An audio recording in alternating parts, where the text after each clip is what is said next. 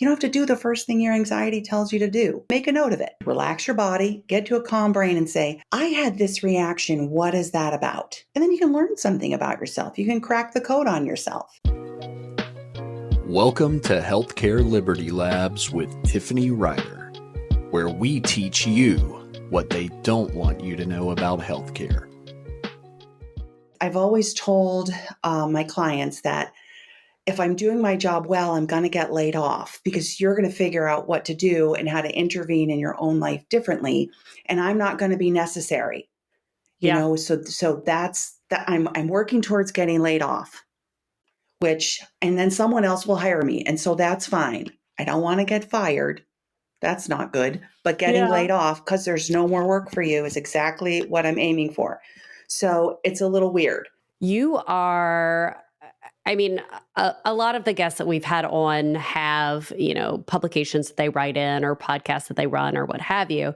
But you're probably the first guest that I've invited on just because I was so captivated with your message and just so overwhelmed with the degree of insight and we're going to get into this a little bit, but just the simplicity of your message and how obvious it looks in hindsight.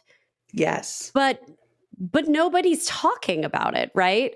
So I want to read this passage from, I believe, the article that I found you through, titled "Regaining Our Sanity Post-Election." Yes. And bear with me, it's just a couple of sentences, but I think it'll show people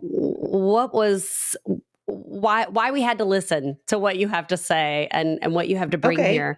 You said, it's hard for most people to imagine and relate to people intentionally trying to use neurobiology against us and manipulate us for power and control. The vast majority of people do not operate in that way and have a hard time imagining that other people do. However, there are those among us who are willing to do that and to trigger some of our most basic fears for our personal safety in order to make us cognitively vulnerable and open to believing a whole slew of things that our calmer brain would be inclined to discard. There are people among us who will do anything necessary to grab power or maintain power in order to avoid accountability. And I mean, that paragraph speaks to me. Obviously, it probably speaks to a lot of people in the context of, social media and mainstream media and political discussions, religious discussions. But as you and I discussed, it also really speaks to the dynamics that are experienced between clinician or, doctor and patient. And I'd love to just talk through that dynamic a little bit with you.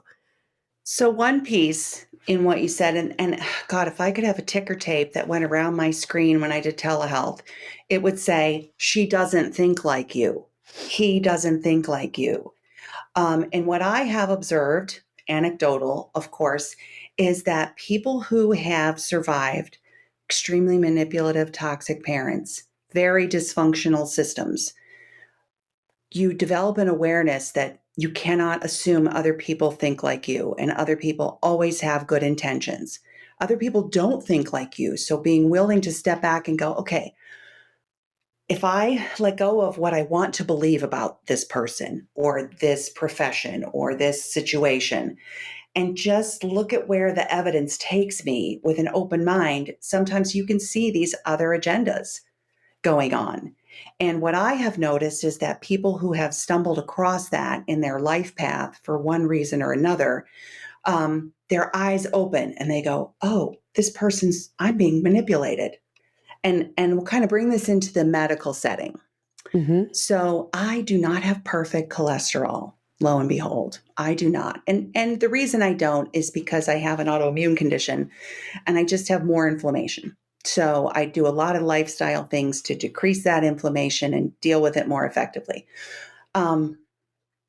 Many of which I never learned from a medical provider. and did not learn until much later in life. Well, so many of us have had that experience. But continue. And for people who might be more interested in that, my most recent article was just about my journey with that, you know. But here's what happens. Because I've sat with people where I've said no thank you to the statin. And I think these people are genuinely good people. And they're terrified that I am going to have a stroke if I walk out that door without a statin. So, but I know that I'm not. And actually, I finally found a good functional medicine doctor. And I said, okay, what are my odds of dying from a stroke or having this? What are my absolute odds? Absolute risk is really important. And pharmaceutical companies rarely advertise the absolute risk. And she said to me, it's 2.1%. And I said, you know what? I can live with that. Because if I take a statin, I know, because I read and I do my own research. Yeah, I'm one of those. And I know it increases my risk for dementia and for diabetes. And, could I have a heart attack? Sure. But what do I really do to reduce that risk? Well, I exercise every day, went gluten-free, right? Because gluten's really inflammatory. And especially if I have a thyroid condition, especially for that, it's not good. Amazing what happened to my brain fog when I got rid of gluten. It disappeared. It was amazing. Things someone could have told me 30 years ago, but they didn't. And it is what it is. Yeah. So they've been fear-mongered by the pharmaceutical people who give them selective statistics. They've been scared to death. So they're scared to death when I say no, right?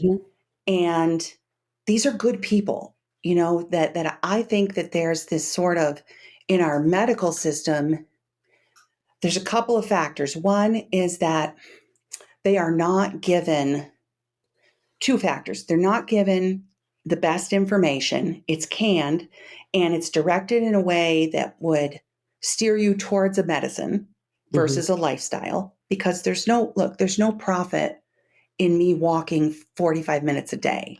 To me, there's a lot of, profit, but nobody's making a dime off of that. Maybe the people I buy my sneakers from. And I think that it's really a challenge, and it's something that clinicians who are increasingly, have less time to spend with patients and less appointment availability to see people and check in and make sure that they're doing okay, and they just default to the thing that's safe. I've had so many colleagues say, well, if it's between, over treating and having your chart show that you did all of the things that you can do, and taking the slow route that leaves you more open to risk if that 1 in a million thing happens, do the safe bet, protect your license, protect your, malpractice insurance. And I think that that's something that we see, across the physical and mental treatment realm. I think you bring up a good point in that there really isn't sufficient time in our model for your doctor to really get to know you as a person, as an individual. I wrote in my most recent article about, when my thyroid crashed, I went to a new primary care provider, but she knew me. And so she believed me when I said, test my thyroid. She was open. She believed me. She did it. She knew I wasn't a crazy person because she had been referring people from her practice to me for behavioral health for several years. Right. But if I had just gone in to another doctor who didn't know me, they could maybe not take me seriously. I went in with this much hair and I said, I have lost a third of my hair. And she's like, what? And so I had to pull out my driver's license from 2 years ago. This is how much hair I used to have. And she was like, okay, you have lost a lot of hair. I had some ins going into that. So she took me seriously and tested it and said, you need some supplemental hormone. Your thyroid has crashed. And this is why you are feeling like a raw nerve, which I was not myself, and at first you think, oh, well, it's sleep deprivation. You have an infant, blah, blah, blah, blah. But it just reached a point where I'm like, okay, this is not good. Yeah. Right. So So essentially what you have is you're kind of like navigating this sea of people with sympathetic nervous system dominance because they're scared for you too. Yeah. And they're scared, and maybe they've had trauma with patients who didn't make that recommendation, and that person, I don't know how much we do to support medical providers. They deal with a lot of trauma Yeah. because people don't make it, right? And we also live in a culture where I can't tell you how many times people will say to me, well, if I die, and I go, if? Because you're like, none of us are getting out of here alive, right? Yeah. At some That's pretty point, funny. we're not going to be here. It is kind of funny when you pause and think about it. Yeah. So I think sometimes, I don't think we're doing anything, by the way. I don't know if there's some outliers somewhere, but I know that, I've had, the horrific moments that I hold on to that I still think about. It's probably some sort of trauma. So don't try not to psychoanalyze me, right? But the kids that I've lost in the emergency room, and then you spend hours working on a child and they don't make it, and then you go back to your other patients who yell at you because you have been gone for so long and haven't checked in on them. And then, the administration is like, oh, well, we know you guys had a hard day. We bought you pizza. Like, this is how we're managing trauma in medical providers. There's there's no counselor who comes around and says, this was a life-changing event for you. How can we help? Right? There is none of that for most of us.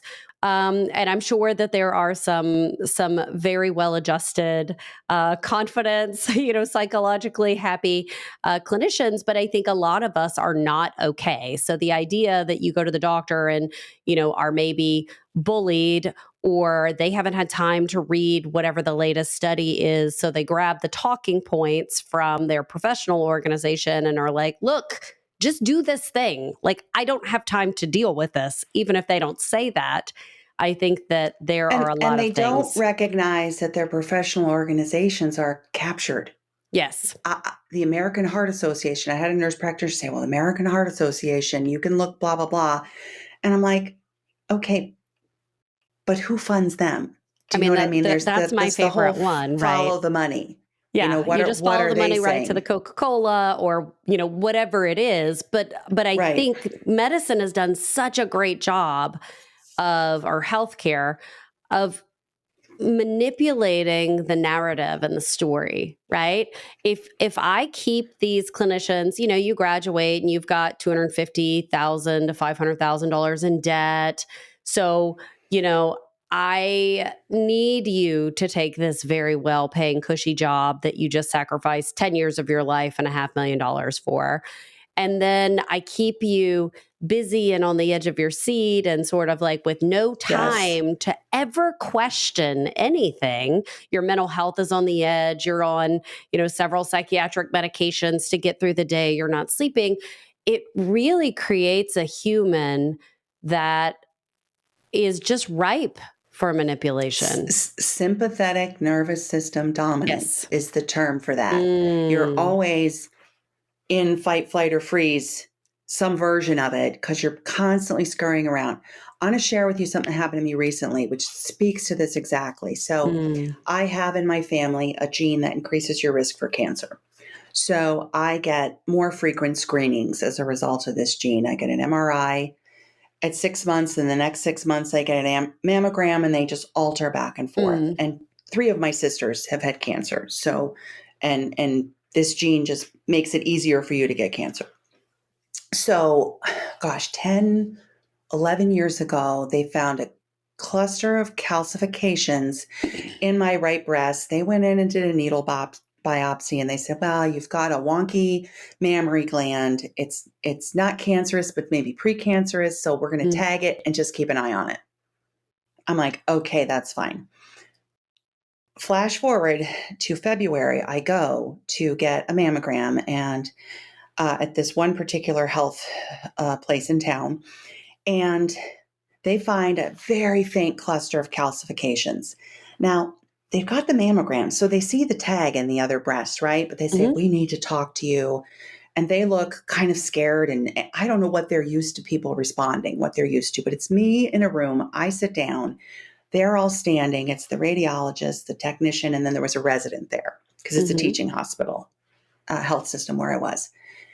And the radiologist is like, it's probably nothing, but we really think that you should get a needle biopsy just to be sure. It usually doesn't mean anything. But he seems like he's not saying, hey, by the way, odds are this is not going to mean anything. And if it does mean something, you're at like level 0 or level 0.5, completely treatable. So, but our recommendation is that you should get this needle biopsy, right? And so I end up going outside of that system to get the needle biopsy because my insurance had changed. And that was a whole journey trying to find a place. But I found one and I went.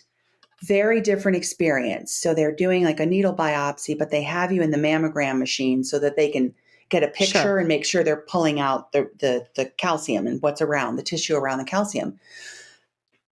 This doctor was completely different. What he said to me is he said, listen, he said, there is a very, very low probability that you have some precancerous something going on in here. He said, but this mammogram is no different than the one you had a month ago. He said, if I go in there and get those calcifications, I'm going to leave scar tissue, which means I can't compare the next mammogram to this one because it will be different. He said, he also explained to me, and you have a 2-dimensional picture, which makes it look like a cluster, but it might not even be a cluster. So what he said to me, and I was so grateful for this because he was very calm and very reasonable. He said, listen, I'm going to tell you the truth. So I thought it was kind of funny. So let me tell you the truth. If you were my mother, my sister, or my wife, I'd tell you don't do this right now. Just keep monitoring. He goes, now, if you were my wife, you wouldn't listen to me because who listens to their husband, right? That's what he said. I was like, thank you for being a human being. I really appreciate that. Yes. And he said, let's take another look in 6 months. He said, but I'm not going to recommend, it doesn't make sense to do this right now. Right. So there was the place where everybody was afraid and they're like looking at me. And you know what was weird for me? I'm like, oh my God, I got to put on my psychologist hat and calm these people down because I'm okay. I've had a needle biopsy before. I'm not a death's door. I know this because it's not like they found a mass or they actually found something maybe precancerous, which I've already had before and has developed into nothing. Right. Yeah. So if I compare left breast to right breast, there's probably nothing going on there, right? So I have to put on my psychologist, like I've got to calm these people. Like I can't be the patient. They're not trying to calm and reassure me. Yeah. I have to calm and reassure them. And then I got to this other doctor and he's like, he just had a totally different style. He was here's the deal.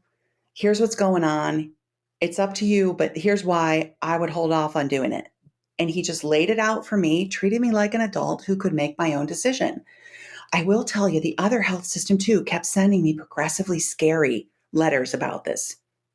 And I had to call and get on the phone with their customer service and say, hey, it's in your system that I'm already getting this procedure. Can you please ask them to stop sending me these letters?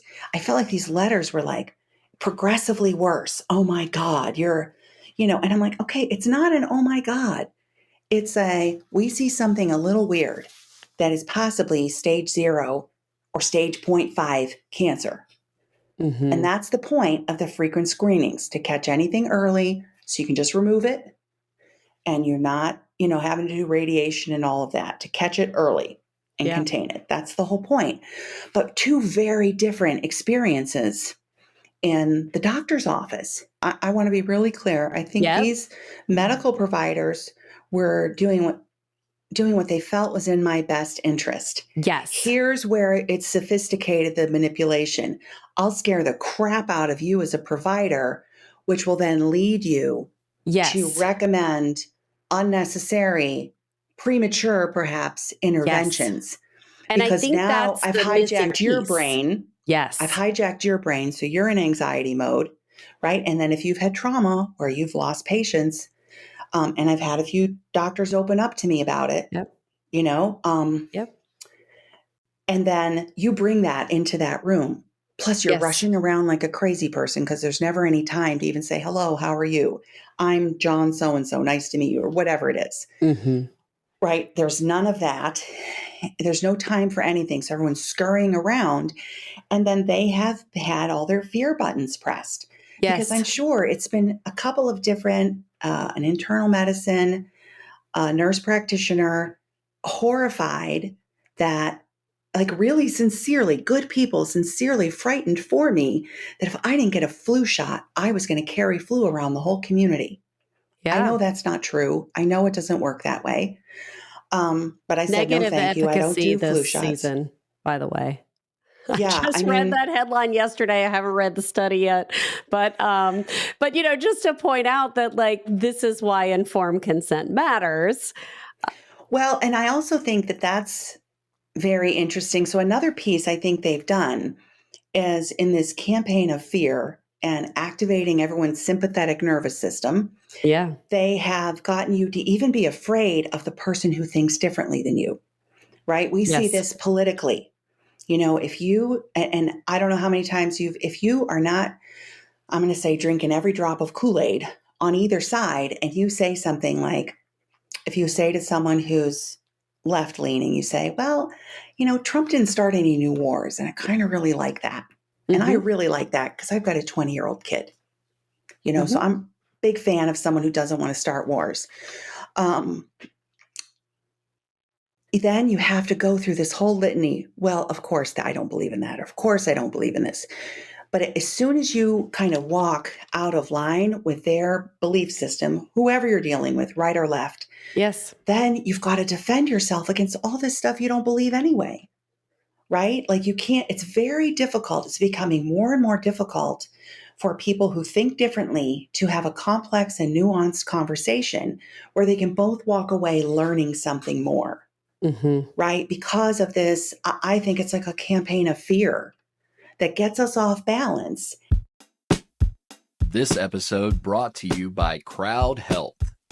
Crowd Health helps you find awesome doctors, negotiate your bills, and fund those bills through our peer-to-peer funding platform for less. Welcome to an easier way to pay for healthcare. Right? Yeah. And I think in both examples that, we've really discussed in the healthcare setting, as well as, if you're on Facebook and, talking about politics or war, in both examples, I think you have a fair point that the clinicians, the doctor, the radiologist, the resident that was sitting with you, their intentions are pure, right? Their intentions are not absolutely. to bleed you financially. They are not to hurt you. And yet they have motivations, internal motivation. They have thoughts and processes that affect the way that they behave and their own anxiety level through their own self-interest that isn't necessarily aligned with what's best for you as the patient, right? Because what's best for the patient is always to have as much as possible an unbiased discussion of the risks and benefits of anything. Informed consent for someone to say, look. But we're humans, right? And it's like, right. I do think that patients often equate their clinician being a good human, a good, caring, kind, wonderful person with and they are. offering them the best advice. And right. that I think is like the starting point for recognizing that as the patient, it's your job to do the thing that feels most comfortable for you. And what I would say is it's your job to get to a calm brain, yes, resist the urge to do the easy thing and pop the pill, which might be the best thing for you to do. Get to a calm brain and think through what all your options are. I will frequently have conversations with clients where I'll say, like some kids with ADHD, I will say to the mom, I'll say, look, Here's what I would do if I were you. At the beginning of the summer, sit down and do Mhm. some reading, do some homework type things. Then I want you to get all the gluten and all the processed food out of their diet, because all the Mhm. inflammatory stuff. And then let's see how they can focus after 2 months of that. Because that may be when your nervous system is inflamed. What does that mean? Attention problems, anxiety, and depression. That comes with an inflamed nervous system, and we have an inflammatory food supply. If you're eating a lot of convenience food, if you're not eating, real whole food. So Mhm. I've had some parents who are open to that, and I'd say, you just might want to do this first. See if you get an improvement in attention before you go to the medication. You have an opportunity to find out. And what I often will say to people, say, look, there's no downside. Never, ever in the history of medicine has someone said, well, your problem is you don't have enough gluten. I said, if you can find a doctor who will say that, I want to talk to this person. But Yeah. they're never going to say, oh, you know what your problem is? You're eating whole foods, and you really should be looking for things in crinkly packages that have ingredients you can't decipher. Yeah. That's your problem. Eat more of that. You'll feel so much better. Never, ever. So sometimes when I talk to people about lifestyle changes, I'll go, look, there's no downside to it. What's the Yeah. negative side effect? If you give up gluten, especially nowadays, there's so many gluten-free products that are actually really good, right? You wouldn't Yeah. know the difference as But I someone think who's that's the does that. place. Like that's great advice. Like that's a great starting point for people. You mentioned in the beginning when we first started talking that it's you may not find the place. Your brain may not be able to get to the place that it needs to be in to make good decisions while you're still in the doctor's office. And I think Exactly. just from that perspective, being able to take the time what I encourage people to do is to have the conversation, right? Very, very similar to what you're saying in that, well, what is the risk, right? And sometimes, so like if someone is in a truly emergent situation, well, the risk of, you not doing something is a high likelihood of death. So I am going to recommend that you do it anyway, right? Even though you may Sure. not fully understand the risks and benefits and what have you. But I believe that, the amount of times that happens is very small in reality, right? The amount of times that situation is truly this decision must be made right now, and we don't have time for you to understand the risks and the benefits, and this is what And I'm they're telling not you this giving you moment. the time to discuss that. Yes, right. So like for your normal ADHD appointment, when I'm trying to decide if I want to put my child on a stimulant or not, I probably have a month to play with diet if I would like to do that, if I feel so inclined, right? I have time, whenever I'm addressing any of these questions, especially, you brought up the election and, politics. Like, we are not in an election cycle right now. I have weeks, months, I have Mm-hmm. time to take a step back and research and look at different policy decisions that I might be interested in. But I think we're all operating under the thumb of these interests, not the clinicians, not the doctors, not the Right, right. not the people that we're necessarily interacting with, not even the super left or the super right-leaning friend that doesn't want to be our friend right now. Like those people I think are also victims of this, what did you say? Sympathetic dominance. Sympathetic dominance. But these people up here, and I don't know if they're people or if they're organizations or how we want to, classify them, but there are forces that that benefit from our sympathetic dominance and From that poor thought reactive, processes. fear-based Yeah. response, Yeah. And they which play it up. may in fact be the best thing for you to do. But what I say to people is get yourself, and I work with people on this, get to a calm brain where you can think through the pros and cons. take a little bit of time to educate yourself about the intervention. So what I'll share with myself as far as statins go, if I had had a heart attack, I'd be looking at it completely differently. But I haven't had a heart attack. And I've had doctors tell me, because of Hashimoto's thyroiditis, you'll never get your good cholesterol up. Well, I'm here to tell you, 2 years later, it's 20 points higher. How did that happen? Thank you. Regular exercise, not working out, nothing. I walk like 40 minutes a day. Sometimes I swim if it's too hot to walk, right? But regular exercise. And then when I cut gluten out, it shot up another 10 points. Because cholesterol, bad cholesterol, is about inflammation. And I'm still working on it. Do you know what I mean? I'm still working on it. And I'm okay with it being slow and steady.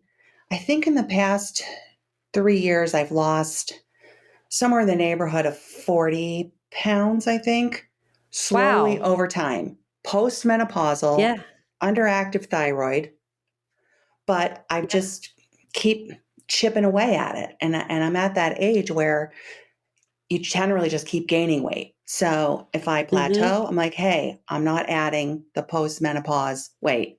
So that's good. That's a win. And I just kind of slow and steady at it. But if you had asked a medical provider, and they would have been right to say, you're never going to raise that with Hashimoto's. But I did. I raised it 20 points. So my ratio is good. My triglycerides are good. The bad cholesterol is still a little high. Right? It's not crazy high, but it's not in the range that, they think it should be. Right? But there was a recent study that came out about people in cardiac rehab. I think it was a meta-analysis that basically it was a coin flip. People who was in cardiac rehab, half the people had normal cholesterol, half the people had high cholesterol. When they looked at the people who were actually there. So, and people can go, there's a lot of number of people talking about this study on YouTube, if you just go in and look for it. But it's interesting. And I think I found it's very hard for medical professionals to say, we don't really know. But here's what we do know. That's what we need. Exactly. So, I think you could boil it all down to exactly that. I heard you just from hearing the description of your health markers and your cholesterol, right? If I were in your position, I also would decline a statin. But that doesn't even mean that as a clinician, I believe that's the right course. Because I don't know what the right course is, right? It could be because you elect not to take this statin, that there is some sort of advancement of, vascular disease or something that is known or not known, right? That absolute risk. But all of this I see through the context or through the lens of, who am I? Who am I to tell you what to do with your body? I'm just someone who learned this, the stuff in this textbook.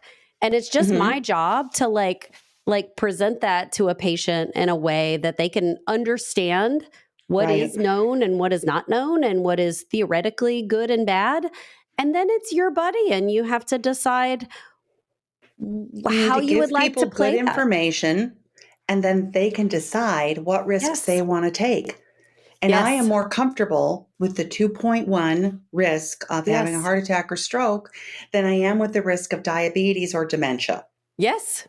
And I think that's what we have to do, we have to show people and really convince them. And I don't know how to do this. Speaking of emotional manipulation, can you help me manipulate everyone that I come in contact with so that they will believe this thing to be true?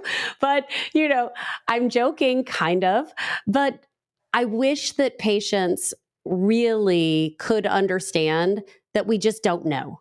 There's so many things that we don't know. And any doctor, any therapist, any professional who is telling you that they know beyond the shadow of a doubt X, Y, and Z is good for you, bad for you, the only appropriate treatment, whatever, run from that person, right? Like humility and nuance. I think there's a generational difference here that I've observed.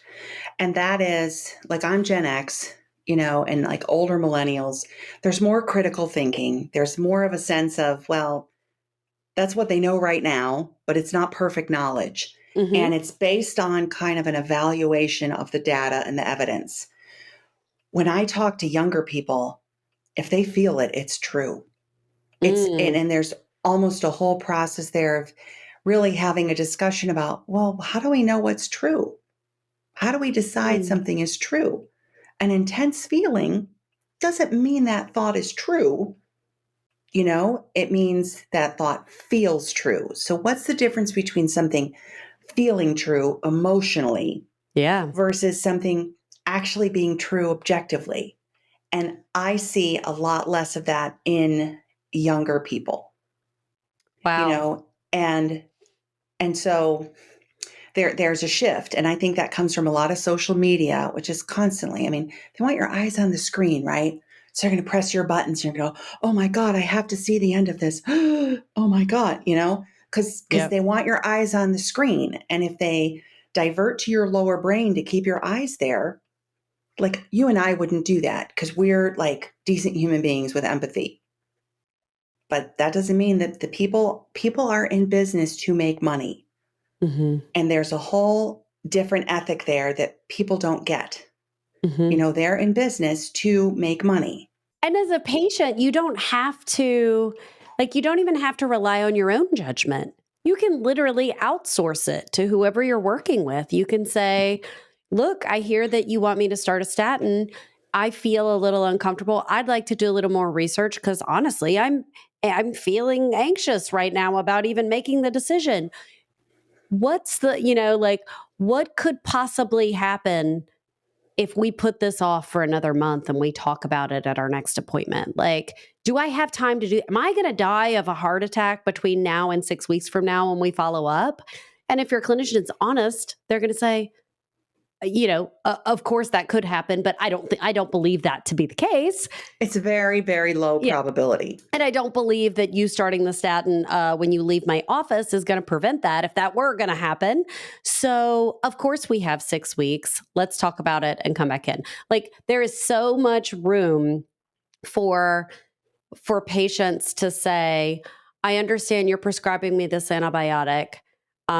Is it clear to you that this is the only option? Or is it possible that I don't need this antibiotic? Why are you recommending this treatment? Like any of these things, right? Mm-hmm. I think we have been taught to just sit down and shut up and listen to the professional. And I'm not sure that that's good for the patient or the professional, to be honest. I also think, and maybe this is post-lockdown, and although it was emerging before then, people have,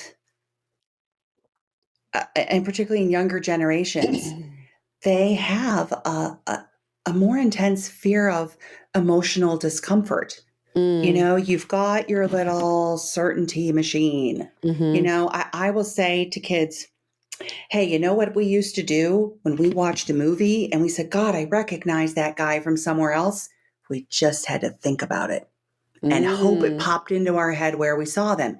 We couldn't look it up immediately. Yeah. But you have a generation of kids who, have their little certainty machine and they have their little, do I fit in? Oh, likes, like, you're so great, blah, blah, blah. That kind of thing. And I think what unfortunately has happened is they don't have a lot of experience with leaning into an uncomfortable feeling. Yes. As soon as I am psychologically uncomfortable, that's a problem. That has to change. Instead of going, if you want to grow at all, you're going to be uncomfortable. Sure. And that's part of what I talk with some of my clients about. I go, look, this is going to be uncomfortable. But in the long run, here is the benefit to that. Yes. Right? It's not going to last forever. And as you learn to be okay with discomfort, you can make better decisions. You don't have to rush into things. You don't have to do the first thing your anxiety tells you to do. You can observe. How freeing. My anxiety has me really nervous about that person. Okay, make a note of it. And then get to relax your body, get to a calm brain and say, I had this reaction. What is that about? And then you can learn something about yourself. You can crack the code on yourself. Yeah. For the longest time in high school, this is me in high school, kind of, I think it won't come to a great surprise, brainy kid, right, in high school. And I would dislike girls because they had blonde feathered hair and they were skinny. And I thought all sorts of things about them, which were not true. They're just people, right? Interesting enough, the maid of honor at my wedding was a blonde woman, blonde, skinny woman, great friend, wonderful friend, right? Yeah. But, we have these, they're called schema, ways of organizing information in our brain and assigning meaning to things that are flawed, right? So if you're in this anxious state, it's going to affect the meaning that you assign to things. And you're going to be biased in a certain direction. And I think there are forces that be that know that. And so they push your buttons. Yes. So if you're feeling good about yourself, walk down the self-help aisle at the bookstore. If you still go to a bookstore, you will not feel good about yourself by the time you get to the other end, because you will have seen in all these different books all the ways you could be screwed up, right? So that's kind of an example I use with people. But my best advice I would say to people is, and I think you're talking about it as well, Tiffany, hear what they have to say. You do not have to make a decision in a state of anxiety. Understand that anxiety is okay. You can feel stressed. You can be uncomfortable. That is not the space to make a decision in. Yes. Get to a relaxed body. And I work with people on just biological hacks to elicit a relaxation response, because what's interesting is you can't be relaxed. You're either in your relaxation response or you're in your anxiety response. And if you can trigger your relaxation response, your anxiety response has to dial down. They're opposing systems. Your sympathetic nervous system. Let's end with that. Can you give us a sequence or a way to do it? Oh, a way to calm and relax yourself? Yeah, a way to get into that space. My favorite one, which I was very skeptical of when I was in graduate school, I was like, oh, yeah, breathing, yeah, whatever, hippy dippy. I didn't think much of it, right? Because I didn't understand the mechanism. But if you can I call it 4-6-8 breathing. So you breathe in, fully inflate your lungs through your nose, because you can't hyperventilate through your nose. You breathe in for a count of 4, expands your belly. You hold it for a count of 6, and then you breathe out through your mouth and you completely empty your lungs. What you're doing is your vagus nerve, which triggers your relaxation response. Your vagus nerve is your rest and digest. So it creates like your lungs are like this pulse, presses on your vagus nerve, 1, 2, 3, 4, 1, 2, 3, 4, 5, 6, 1, 2, 3, 4, 5, 6, 7, 8. That's kind of what your lungs would look like. It's important that you feel your abdomen expand, because your lungs go all the way down your back. So when you breathe in through your nose, your diaphragm pushes out. If you take 5 of these deep breaths and you feel your body start to relax, you got it. And then you practice it, because you would not expect to get on a bicycle being hunted by a predator. For the first time you get on the bicycle, you're going to wipe out, right? But if you practice riding your bicycle, you can hop on that bicycle and get away from that predator easily, right? Sure. Because it's automatic. So I encourage people to practice that breathing technique. If they start to yawn, if they start to feel like a relaxation shiver where it goes, through your muscles, you can feel it. You're onto it. I had a class in graduate school that I did not want, was very stressed going through. And it was a good thing. I had a supervisor at the time at the clinic where I was working, and he said, well, let's just treat this like, an opportunity to experiment with these techniques. We're teaching people about how to relax. Yeah. So I learned the breathing. I could do it so nobody knows I'm doing it.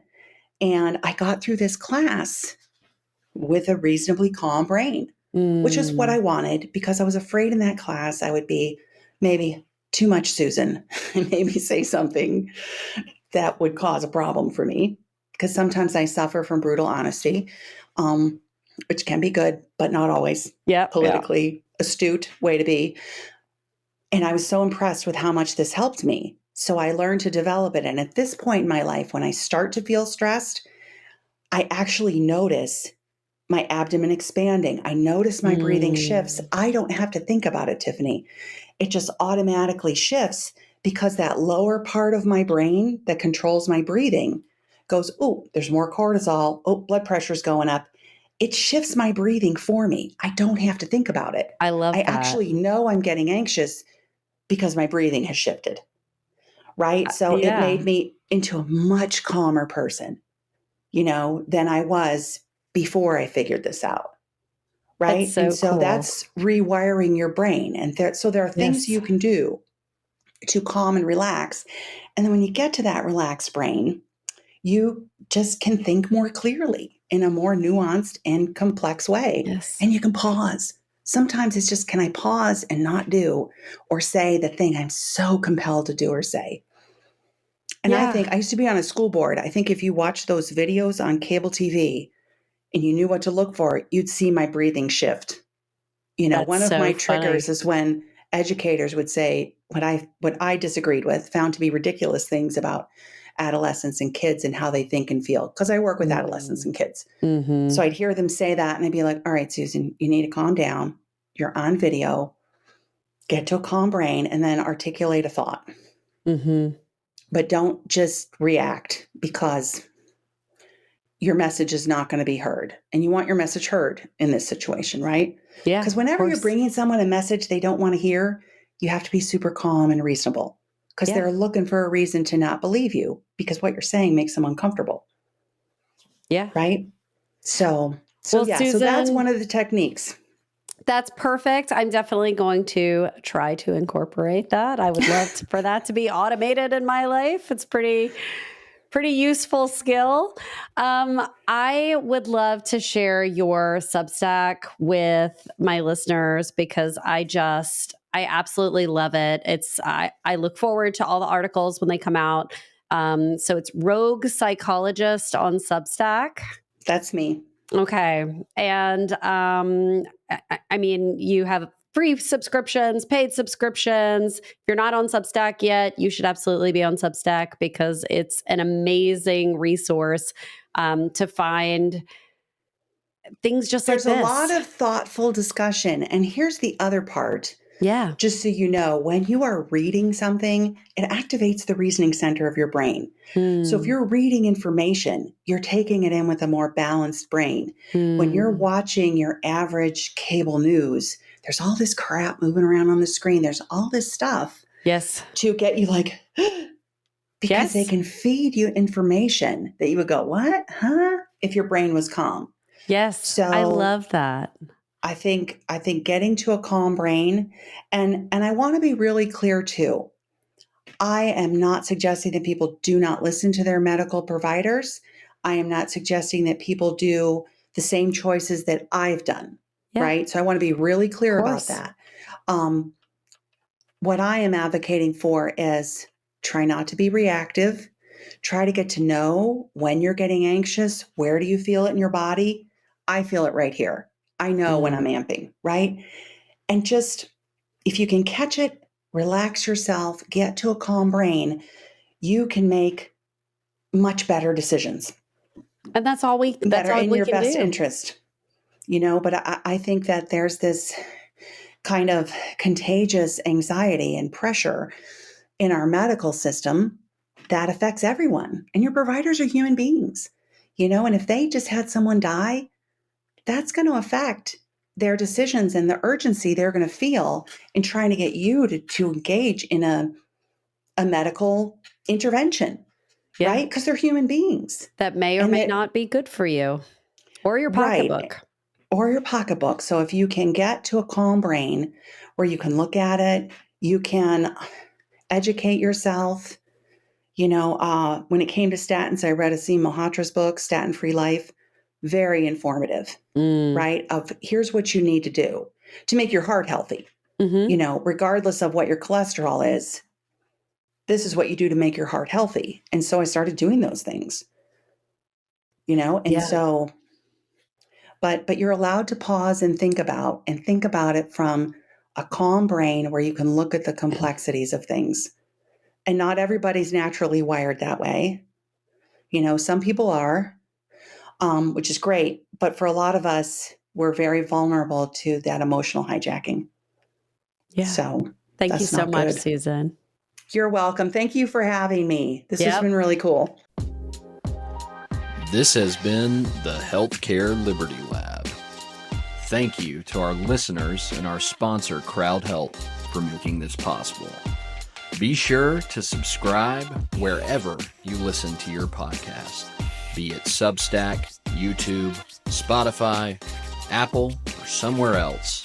We're glad to have you with us on this mission to rethink healthcare together.